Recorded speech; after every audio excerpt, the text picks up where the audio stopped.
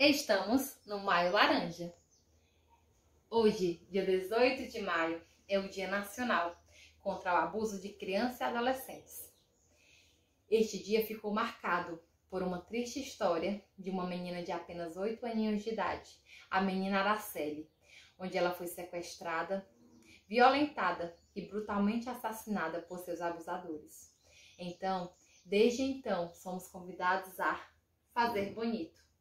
Faça bonito, pois somos pais, somos mães. Faça bonito por ser educador. Faça bonito, pois somos mediadores da leitura, anjos da leitura. Faça bonito, porque toda criança é nossa criança. E hoje, neste dia tão especial de luta por nossas crianças e adolescentes, por assegurar os direitos e não deixar que essa violação de direito aconteça com as nossas crianças, é que nós trouxemos uma história para vocês. A Ana Luísa Calisto fez essa história com muito amor para todas as nossas crianças, contra essa violência sexual. Bem me quer, mal me quer, de criança para criança, vamos falar de abuso sexual infantil, de Ana Luísa Calisto. Faça bonito. A flor nas mãos da menina brasileira na capa desta cartilha, sempre despetalada para decidir se bem me quer ou mal me quer, é importante símbolo do movimento nacional contra o abuso e a exploração sexual de crianças e adolescentes. A florzinha amarela que nos remete a um desenho infantil é emblemática para esta luta, por representar a inocência dos meninos e meninas brasileiros que não podem sofrer o assalto desumanizante do seu direito à infância, saúde, dignidade e pleno desenvolvimento. Era uma vez uma menina brasileira, como todas nós. Mal me quer? Peraí, como assim? Não pode ser. Como é que eu poderia imaginar? Não sei se é porque rima, mas não é tão difícil assim confundir dor com amor. Duas palavras assim, pequenininhas, que pode ocupar uma espação dentro do peito, destes que fica difícil até para respirar. O amor ocupa com carinho, com atenção, com aquela sensação gostosa que passa a morar no coração. Já a dor está folgada, costuma entrar sem pedir licença e se ajeitando sem dar espaço para a gente pensar em mais nada. Mas o problema é que tem certas dores que, sabendo que não vão abrir a porta, vêm disfarçadas de amor. A brincadeira de criança vira segredo de adulto. A gargalhada vira um chorinho escondido. E o carinho de verdade vira carinho de mentira.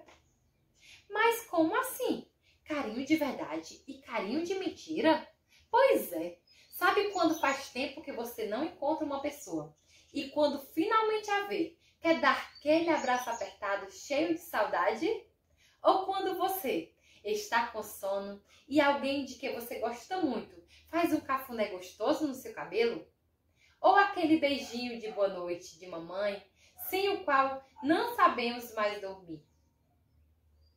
Este é o carinho de verdade, que enche nosso peito de uma sensação quentinha, que faz parecer que o nosso coração está deitado em um travesseiro bem fofinho.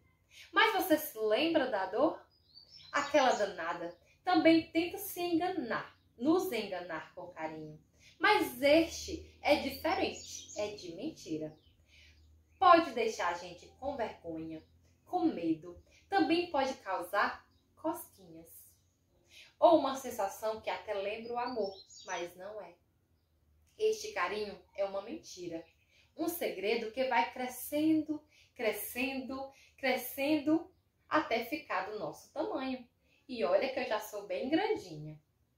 Este carinho de mentira pode causar confusão e tristeza em qualquer criança ou adolescente, menino ou menina da cidade ou do campo, que gosta de ler, de brincar, de sorvete ou chocolate, de correr ou de dançar. Aconteceu até comigo. Eu sou a menina brasileira. Adoro colocar fitinhas no meu cabelo e andar de bicicleta. Tenho uma cachorrinha que se chama Tapioca. uma vira-lata toda branquinha e chegada numa bagunça que adotamos quando eu era neném. Sou muito boa em desenhar. Adoro jogar peteca e amo dormir até tarde de domingo. Sou como você, menino e menina brasileira que está conhecendo a minha história. E sabe o que todos nós temos em comum? Um corpinho. Sim, isto mesmo. Cada um e cada uma de nós tem um corpo que é só seu. Um corpo que é completo e lindo do jeitinho que você é. Cada corpo é diferente e único. Ele serve como uma fronteira entre tudo o que acontece aqui dentro, nossos pensamentos, emoções, sentimentos e o que acontece no mundo lá fora. Nosso corpo é um universo inteiro e é casa para muitas sensações incríveis. A gente sente frio, calor, arrepio, cosquinha, frio na barriga, prazer e dor. Para abrigar tantas sensações diferentes, temos mãos, joelhos, pé, bochechas, orelhas, costas. Também encontramos no nosso corpo lugares que podemos chamar de partes íntimas, para as quais devemos dar muita atenção e cuidado, porque são super especiais. Lembra que eu disse que nosso corpo é tipo uma fronteira? Daquelas que dividem uma cidade a outra. Pois é, as nossas partes íntimas são como lugares especiais, onde a entrada é proibida. A não ser quando alguém, autorizado, bem legal e responsável, precisa ajudar na higiene e nos cuidados para proteger a gente. Tudo bem, por exemplo, quando a gente é pequenininho e alguém responsável dá aquela força na hora de nos vestirmos, ou quando o médico precisa ver nosso corpinho para ter certeza de que ele está bem e saudável. Pronto, para as tantas aventuras que podemos viver. Mas você pode estar se perguntando que lugares são esses no nosso corpinho, porque muitas vezes não conversamos sobre eles. Mas não é preciso ter vergonha, porque ter um corpo é natural e falar sobre ele precisa ser normal. As nossas perguntas e curiosidades precisam ser faladas, precisam ser conversadas com o papai, com a mamãe, ou então com o adulto que você confie. Nossas partes íntimas são diferentes e é importante conhecê-las. Há crianças com vulva e peitos e também há crianças com pênis. Todos nós, meninos e meninas, temos nosso pescoço, barriguinha, bumbum, a boca, que também são partes íntimas, vocês sabiam? Afinal, estes são os lugares em que só nós podemos tocar. E não nos sentimos à vontade quando outra pessoa quer ver ou encostar. Por isso, mesmo cobrimos com nossas roupinhas. Quando aprendi que meu corpo era só meu, também fui apresentada a uma palavra muito amiga. Ela é uma pequenininha, mas muito forte. E minha mamãe sempre diz que eu também sou assim. Acho que foi por isto que nos demos tão bem. Muito prazer, não. Ah, vocês já a conheciam? Que coisa boa. A palavrinha não. Uma palavrinha tão importante. É uma palavra que está sempre na nossa boca. Mas ela pode ser uma amigona também. Toda vez que a tapioca corre para o quintal e volta a aparecer numa farofa de tanto rolar na terra, eu sempre digo não. E eu tenho certeza de que ela entende. Quando a professora entra na sala e diz vai ter prova de matemática no dia seguinte, todo mundo diz, ah, não. A palavra não é amiga da nossa vontade, do nosso corpo e dos nossos direitos. Quando alguém te oferece um doce e você diz não, bastam estas 3 letrinhas, que a sua vontade tenha força. Se a madrinha dá um beijo muito molhado, eca, toda vez que te cumprimenta, ou o tio quer fazer aquela brincadeira que você já disse que acha chata, diga não. Dizer não para aquilo que você não gosta é dizer sim para você. Não é porque a gente é criança que nossa vontade não importa. Nosso não tem tanta importância quanto o de um adulto, sabiam? E eu demorei um bocado para aprender isto. Queria muito ter aprendido antes. A minha mãe sempre me ensinou a não conversar com estranhos. E que se alguém no caminho da escola para casa fizesse comigo algo que eu não gostasse, eu precisava contar para ela, sem medo. Você também já ouviu isto? Sempre tomei muito cuidado. Eu lembro bem daquela sexta-feira à tarde, em que eu voltei da escola correndo para casa, porque estava muito animada para ajudar a organizar uma festa de aniversário, a minha. Pendurar balões e decidir o sabor do bolo.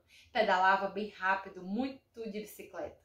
Quando dobrei a esquina e vi no portão um moço que eu não conhecia, então entrei correndo e avisei a mãe que tinha um estranho na porta, que é como eu chamo todo mundo que não conheço ainda. Ela foi até a janela e deu risada. Não era um estranho, era o namorado da mamãe e a tapioca não parava de latir. Achei aquilo tão esquisito. Ela se dá bem até com o carteiro. Eu tinha passado tão rápido voando por ele e nem percebi que nas mãos dele tinha uma caixa de bombons. E meus preferidos. Ele se apresentou e disse que aquilo era o meu presente de aniversário. Puxa, que moço legal! Fiquei vermelha de vergonha porque a tapioca e eu tínhamos sido mal educadas com ele. Passamos a tarde só nós três, deixando a casa com cara de festa, toda colorida. Meu aniversário foi o melhor de todos. Minha mamãe me acordou com uma surpresa, um capacete novinho para minha bicicleta e amarelo, minha cor preferida. Todos os meus amiguinhos da escola vieram e a vovó fez bolo de brigadeiro. O namorado da mamãe também passou a tarde com a gente e descobrimos que ele manda super bem nos malabares. Divertiu todo mundo e não só na festa, porque a partir dali ele começou a almoçar lá em casa todo domingo. Virou tradição. Ele me ensinou a empinar pipa e virou fã dos bolinhos de chuva da mamãe, que nem eu. Fomos ao cinema e à sorveteria, até descobrimos que o picolé preferido dele era mesmo o meu, de abacaxi. Qual é a chance, né? Ele também era muito bom de videogame. Às vezes deixava eu e a mamãe vencermos e começávamos a tirar as quebra-cabeças do armário e ficar até tarde montando. Tão tarde que ele passou a dormir lá em casa, porque morava em outra cidade. E a mamãe achava perigoso pegar a estrada à noite. Brincávamos tanto que na hora de dormir eu mal fechava os olhos e já estava sonhando. Sempre tinha sonhos muito maneiros, em que eu podia voar e conhecer qualquer lugar do mundo. Já sonhei que era astronauta, atriz, sereia, piloto de Fórmula 1 e até que eu era um peixinho de aquário. Mas foi durante aqueles dias, ou melhor, aquelas noites em que comecei a sonhar com umas coisas esquisitas e era tão real, eu podia jurar que sentia alguém bem maior que eu com as mãos em cima de mim. Começava no meu cabelo e quando eu me dava conta já não sabia o que era eu e o que era o monstro. Sim, eu tinha certeza de que era o monstro. O monstro da cosquinha, que encostava em mim de um jeito que picava e fazia pra mim. Não era carinho de verdade, era carinho de mentira. No outro dia de manhã, na mesa do café, eu contava todo o pesadelo para minha mamãe. E ela dizia para eu não ficar com medo e que isso tudo era de tanto sorvete que eu tomei antes de dormir, quando o namorado dela estava lá em casa. Tentei deixar para lá, até parei de tomar sorvete à noite e pensei por uns dias que era realmente coisa da minha cabeça. Ninguém para. Quem eu contava parecia acreditar que o monstro da cosquinha era real. Então fui desistindo da ideia. O problema de verdade começou a acontecer nas férias de julho. Parecia que toda noite o monstro vinha me visitar. Como o namorado da mamãe estava passando as férias com a gente, pedi para ele fazer uma vistoria completa no meu quarto atrás desse bicho. Ele olhou dentro do armário, embaixo da cama, atrás do espelho e nada do danado. Comecei a esperar acordada para mostrar para ele que eu não tinha medo. Eu tinha um plano. Se ele aparecesse, eu ia gritar pela mamãe e aí ele ia ver só. Minha mamãe brava é uma verdadeira fera, capaz de assustar qualquer monstro da cozinha, eu tinha certeza. A maior prova disso é que nas noites em que ela esperava comigo na caminha, ele não vinha. Devia estar com muito medo dela. Na escola, todo dia de manhã, a minha pro começou a ficar preocupada comigo. De tanto esperar o monstro, eu acabava cochilando na aula e não prestando atenção nas explicações. Numa quarta-feira, na hora do recreio, ela me pediu para esperar na sala e conversamos um bocado. Eu contei sobre o monstro da cozinha e ela riu, mas não entendeu direito. Ela me mostrou um livrinho da estante da minha turma que contava sobre os animais da floresta e abriu numa página com uma coruja violeta como esta. A Pro me explicou que quem fica acordado até tarde é coruja e me mostrou o desenho dos olhões amarelos da corujinha brilhando no escuro da floresta, de olho em tudo. Prometi que ia esquecer o monstro e dormir direito para não virar coruja. E foi aí que aconteceu. Antes de dormir, naquela mesma noite, tomei um chá de capim de limão, docinho que me deixou mais calma e deitei. Vapt-vupt, dormi. Comecei a sonhar que estava num campo de margaridas, que não tinha fim, onde a grama era fofinha, parecia feita de algodão e tinha cheiro de... O sonho estava parando, misturando tudo. Senti a mão do monstro embaixo dos cachinhos do meu pescoço e abri os olhos. Era real, eu tive certeza. Senti meu cobertor indo embora e no lugar dele uma mão fria, pousando na minha barriguinha. Não gostei nada daquilo. Outra mão do meu joelho e comecei a suar de medo. Virei para encarar o bicho, reunindo toda a minha coragem e só enxerguei 2 olhões no escuro. Era a coruja. Shhh. Peraí, mas coruja faz não? Shhh. Abri a boquinha para gritar e a mesma mão fria estendeu o dedo comprido na minha frente, mas não. A Pro me explicou que a coruja tinha asas e não dedos. Foi aí que eu vi uma voz. Se você ficar quietinha e for uma boa menina, amanhã vamos comprar uma caixa de lápis de cor para os seus desenhos. Mas coruja não fala. Até eu me lembrar disto, já estava gritando e chamando a minha mamãe, que correu para o meu quarto e acendeu a luz. Só que não tinha monstro nenhum, nem coruja. Era o namorado da mamãe, com o meu cobertor nas mãos, dizendo, todo atrapalhado, que fui até a cozinha para beber água e percebeu que eu tinha me descoberto enquanto dormia. Explicou que pegou o fofinho, é assim que eu chamo o meu cobertor, e antes mesmo de me cobrir, eu já tinha aberto o berreiro. Minha mamãe pareceu aliviada, mas o meu coraçãozinho tinha pulado do peito. Era uma escola de samba inteira batucando na minha cabeça de tanto medo. Será que tudo não passou de um pesadelo? Naquela noite, dormi com a mamãe. O namorado dela se ofereceu para dormir na sala e vigiar a porta para não deixar nenhum monstro passar ou coruja entrar pela janela. Mesmo assim, não consegui dormir. Quem disse que meu coração tinha voltado para o peito? A partir dali, passei a ficar com a mamãe até dormir e acordar na minha caminha, para onde ela me levava sem me despertar do sono. E foi muito bom. Eu já estava me sentindo outra, mais calma e mais feliz. Aproveitamos as férias para visitar a vovó, ir ao parquinho e desenhar bastante. No último dia de férias, decidimos pedalar pelo bairro, que o namorado da mamãe ainda não conhecia direito. E lá fomos nós. Passamos pelas pracinhas, pelas casas coloridas que eu amava desenhar, pela pista de skate, a Tapioca ia toda serelepe atrás de nós. Em uma das ladeiras, vi uma árvore cheia de flores branquinhas, idênticas à do meu sonho.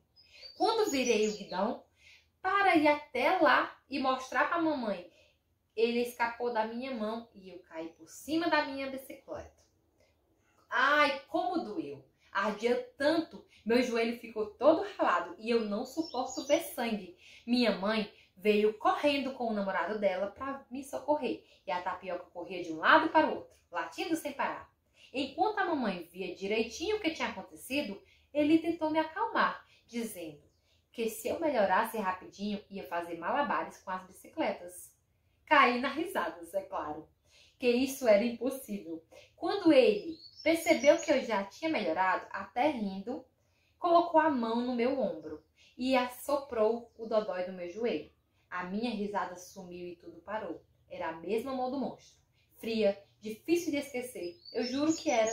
Não dava para confundir. Arregalei os olhos de susto e devo ter ficado parecendo uma coruja mesmo. Porque a minha mamãe se assustou. Perguntou por que você está assim? Mas tive medo de dizer que estava pensando. E se fosse verdade mesmo? Era melhor não dizer. Contar não ia adiantar nada.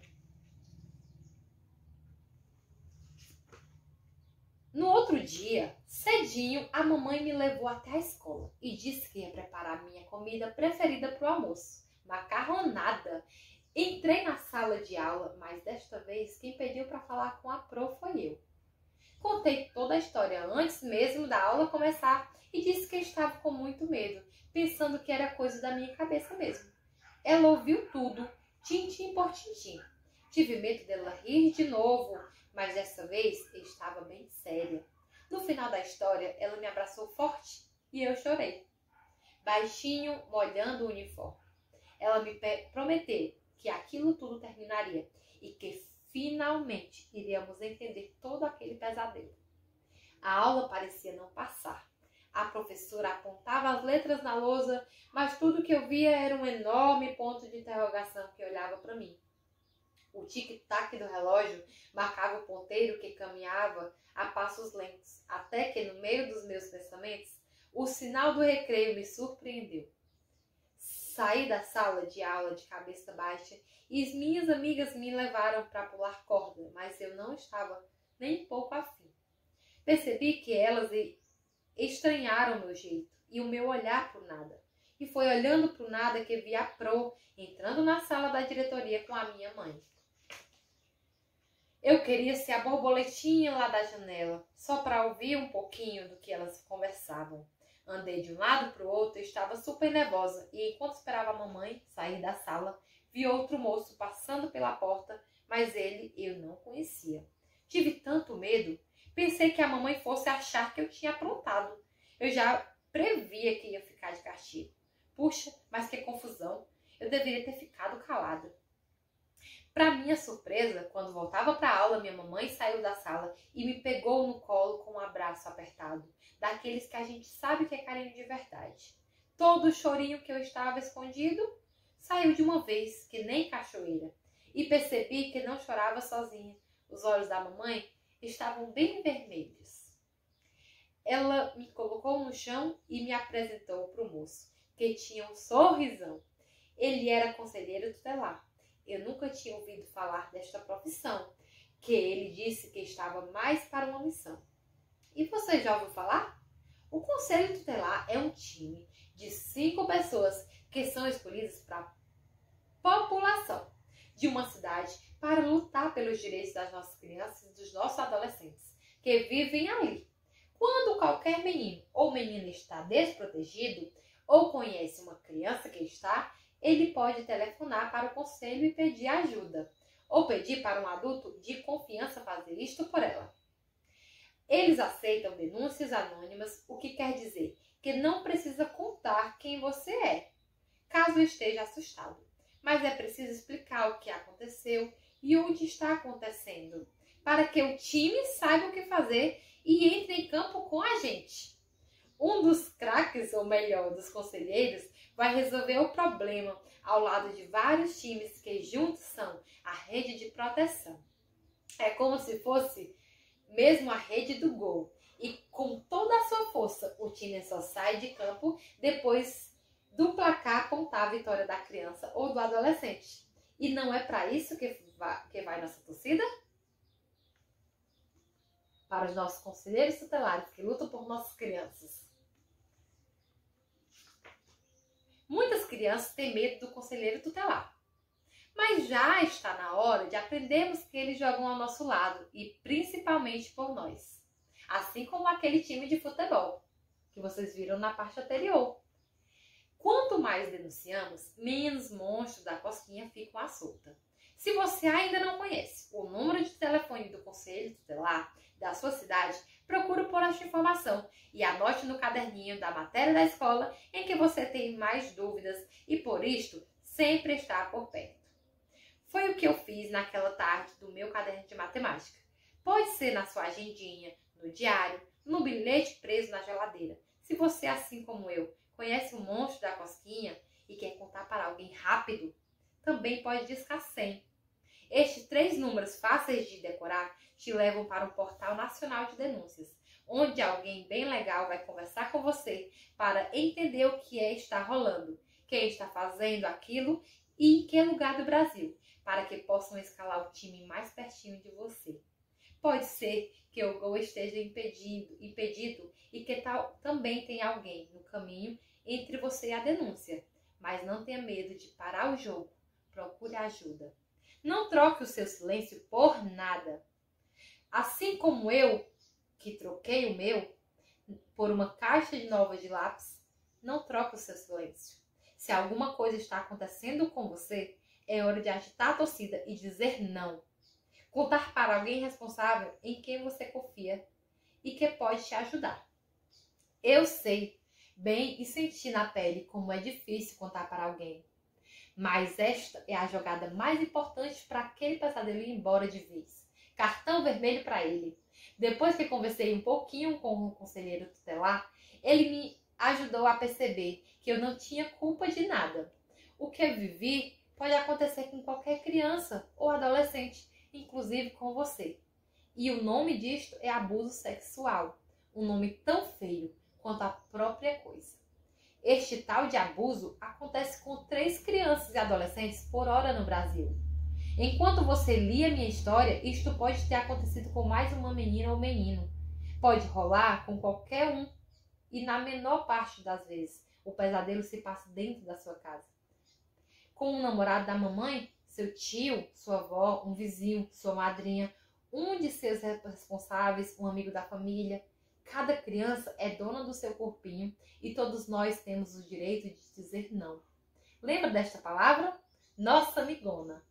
Dizer não é correr para contar um adulto de confiança e fazer esse ato de carinho com nós mesmos. É uma jogada de craque, não é? Você pode contar para sua pro, como eu já fiz, ou para a vovó ou vovô, para um adulto que cuida de você e com quem você se sente bem e confia.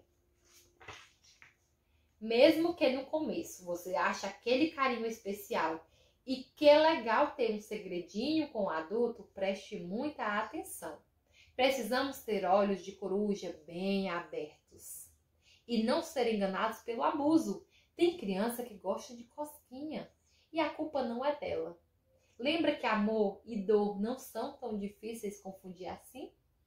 Pois é, mas é preciso estar atento e se lembrar de que um carinho é legal. Se ele é legal, ele não precisa ser escondido. O conselheiro ainda passou um tempo conversando com a minha mãe enquanto eu estava na aula, mas eu sentia que o peso enorme tinha finalmente ido embora. Até respondi e acertei algumas perguntas da Pro e ri das brincadeiras das minhas amigas. Eu me sentia como eu de volta. Dá para entender? Tudo foi muito rápido. Depois da aula, minha mãe me deixou com a minha avó. Amo passar a tarde com ela. Sempre tem pipoca e filminho. Quando voltei para casa, o namorado da mamãe já não estava mais lá.